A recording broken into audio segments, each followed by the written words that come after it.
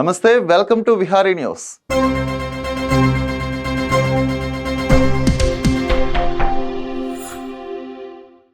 ఆంధ్రప్రదేశ్ని బాగు చేసేందుకు 100 రోజుల యాక్షన్ ప్లాన్ సిద్ధం చేసుకోవాలని టీడీపీ అధినేత చంద్రబాబు నాయుడు పిలుపునిచ్చారు.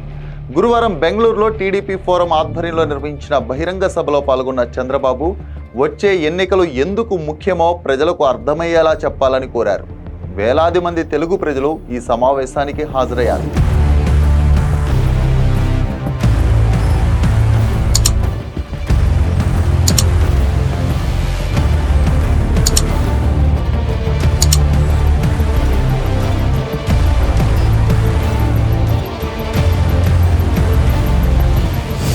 బెంగళూరు టీడీపీ ఫోరం సమావేశంలో పాల్గొనేందుకు బెంగళూరుకు చేరుకున్న చంద్రబాబు ముందు కుప్పం నియోజకవర్గ సమన్వయ కమిటీ సభ్యుడు త్రిలోక్ను పరామర్శించారు.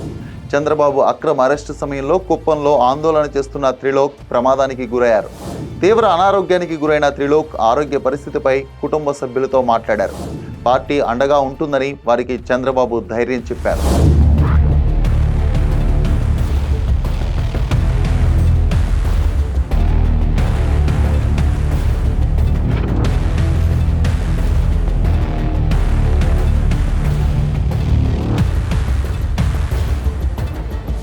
అనంతరం బెంగళూరు టీడీపీ ఫోరం సమావేశంలో పాల్గొన్న చంద్రబాబు ప్రపంచాన్ని ప్రభావితం చేసే స్థాయిలో తెలుగు ప్రజలు ఉన్నారని టీడీపీ అధినేత చంద్రబాబు నాయుడు అన్నారు. రైతు బిడ్డ ఐటీలో ఎందుకు పనిచేయకూడదని 30 సంవత్సరాల క్రితం చేసిన ఆలోచనతో ఈరోజు ఎంతమంది ఐటీ ఉద్యోగులుగా స్థిరపడ్డారన్నారు.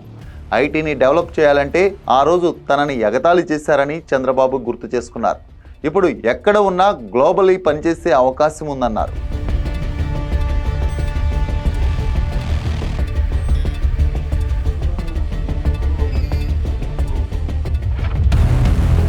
ప్రపంచానికే నాయకత్వం ఇచ్చే అవకాశం భారతదేశానికే ఉందని, 2047 సంవత్సరానికి భారతదేశం నెంబర్ 1గా ఉంటుందని ధీమా వ్యక్తం చేశారు చంద్రబాబు.